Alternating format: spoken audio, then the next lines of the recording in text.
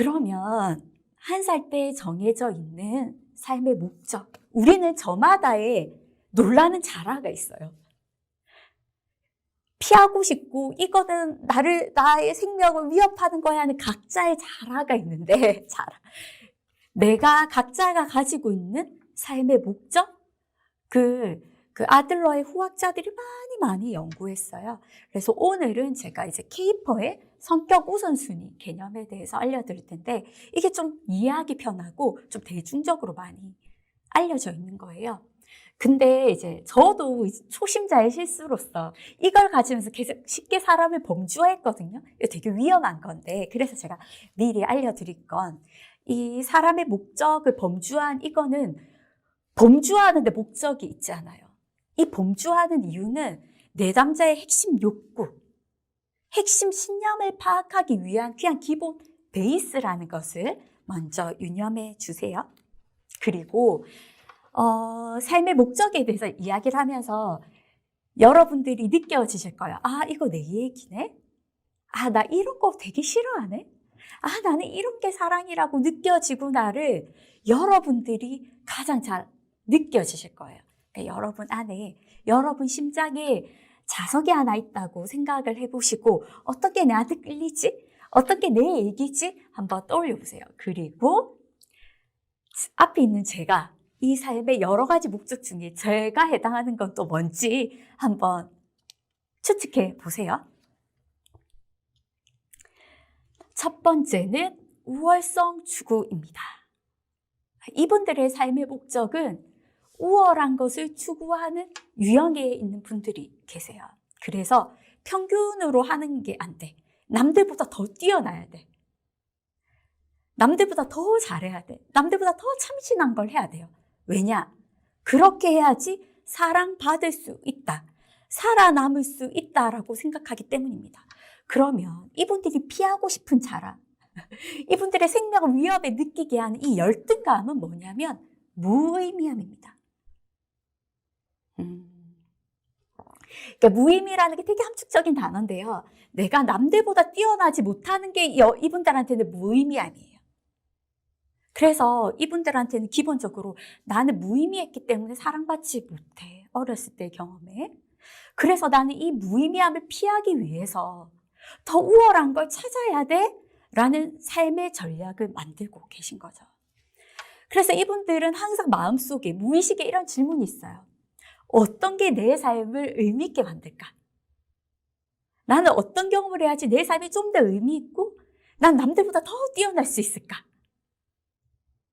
라는 생각을 가지고 계십니다. 동물로 표현하자면요, 사자예요. 밀림의 왕, 사자. 사자는 어때요? 사냥할 때 막 엄청 빨리 뛰어가죠. 어떤 동물보다 빠르게, 강력하게 그 동물을 사냥을 합니다. 하지만 의미 없을 때는 어떻게 행동하나요? 저렇게 사진처럼 가만히 앉아 있어요.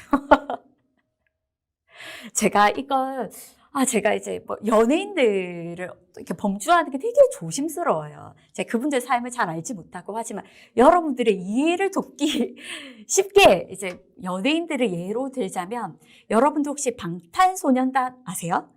방탄소년단의 리더 RM이라고 있는데요. 네, RM이 학창시절에 공부를 무척 잘했대요. 그래서 모의고사를 치면 전국에서 5,000등 정도 했대요. 근데 자기가 랩을 너무 하고 싶은 거예요. 너무 재밌고. 근데 공부를 잘하다 보니까 엄마를 설득시킬 방법을 막 찾았던 거예요. 그래서 RM이 뭐라고 얘기했냐면, 엄마, 5,000등 하는, 공부로 5,000등 하는 아들이 좋아? 아니면 랩으로 1등 하는 아들이 좋아? 너무나 우월성 추구해 말이죠. 내가 뛰어나야지 사랑받을 수 있다. 근데 평균 아니에요. 매우 많이 잘해야지 사랑받을 수 있다라는 전략을 가지고 있는 게 우월성 추구입니다. 그리고 두 번째는 통제 관리 추구 유형입니다. 이분들의 삶의 목적은 내가 사람들, 주변 상황, 그리고 어떤 분들은 나 자신을 통제하고 관리할 때 사랑받을 수 있다. 주변을 통제하고 관리할 수 있는 힘이 있을 때 나는 사랑받는 사람이라고 생각하는 유형이 있습니다. 이분들이 피하고 싶은 건 뭐냐면요. 불안입니다. 내가 알지 못하는 상황이 펼쳐질 때, 내가 알지 못하는 불안이 느껴질 때 나는 사랑받지 못하구나. 죽음과 같은 고통을 느끼시는 거죠. 그래서 모든 상황이 내가 아는 범위 내에 다 있어야 되는 분이세요. 안정적인 걸 원하시고, 이것도 이건 범죄. 쉽게 어떻게 말씀을 못 드리겠는데, 이분들 중에서는 미래 계획을 잘 수립하시는 분들도 있고, 사람들한테 힘을 펼치시는 분들도 있어요. 그래서 이분들에 대한 예를 동물로 하자면 독수리예요. 독수리 높은 장공 위에서 밑에 있는 모든 것이 어떤 일이 일어나라 다 관망하고 있죠. 이게 독수리 유형입니다. 이걸 좀 더 이해하기 쉽게 연예인으로 또 하자면 유재석님과 강호동님이에요. 강호동님은 어떠세요? 자기 파워를 엄청 쓰시죠. 제가 딱 어떤 장면을 보고 통제관리구나 일 수도 있겠다고 느꼈던 게 뭐냐면 그 강호동님의 스승님이 이만기 씨더라고요. 그래서 이만기 씨와 경기를 하는데 자기 스승님이잖아요. 근데 그 스승님 앞에서 자기의 불안을 들키지 않기 위해서 더 센 척하고 더 이제 거만한 표정을 지으시더라고요. 나 불안하지 않아. 나 너보다 더 힘세. 라고 보여주는 그 모습에 통제관리 유형일 수 있겠다라는 생각이 들었어요. 그리고 또 유재석님이 인터뷰 과정에서 어떻게 하면 내가 개그맨 생활, 이 방송 생활을 오래 할 수 있을 것인가 라고 얘기할 때 BTS의 리더의 RM은 나는 더 뛰어나게 해야 된다. 더 뛰어나야지 나는 가수할 수 있다라고 얘기했었겠죠. 근데 유재석님은 이렇게 얘기하더라고요. 나는 나를 더 많이 관리하겠다.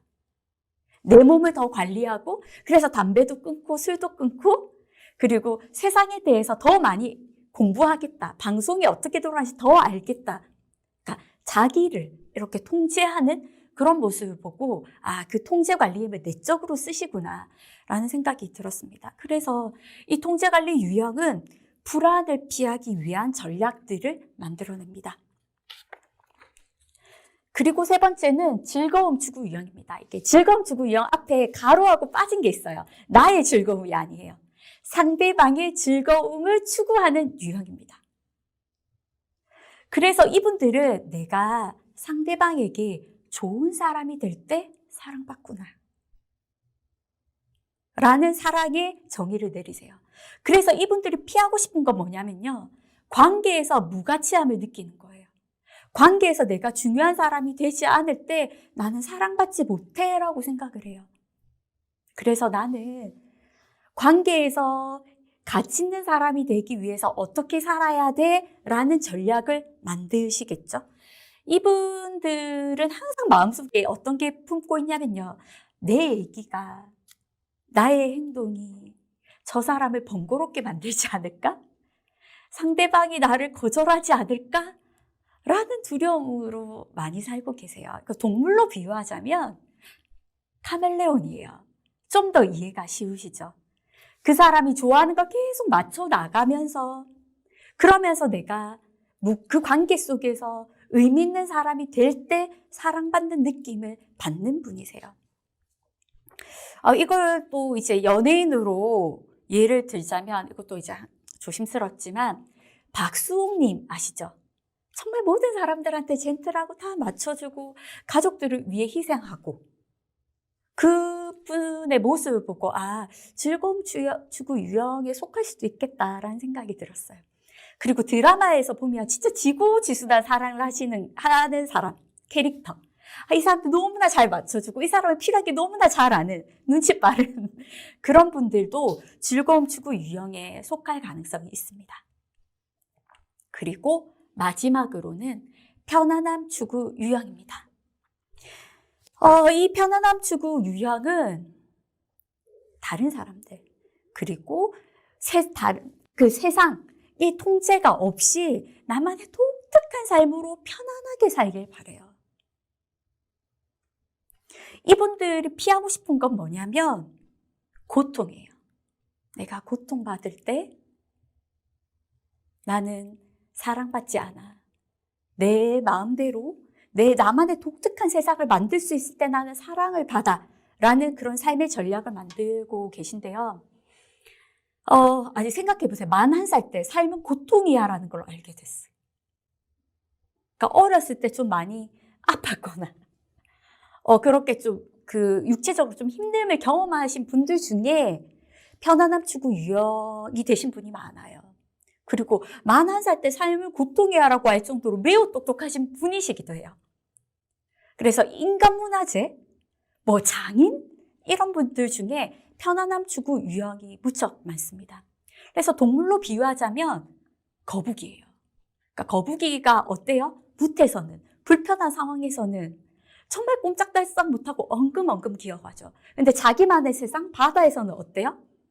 누구보다 빠르게, 누구보다 멀리 갈 수 있는 유형이 거북이, 그러니까 편안함 추구 유형입니다.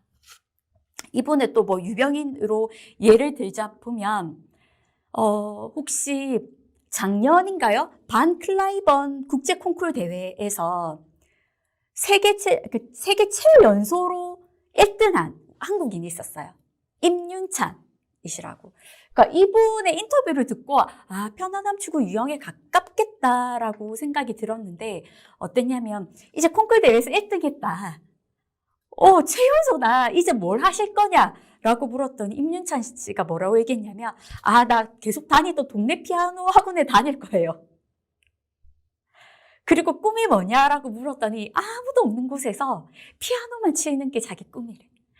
이분은 고통을 피하고 자기만의 독특한 세상을 만드는 방법이 피아노를 통해서구나 라는 생각이 들었습니다.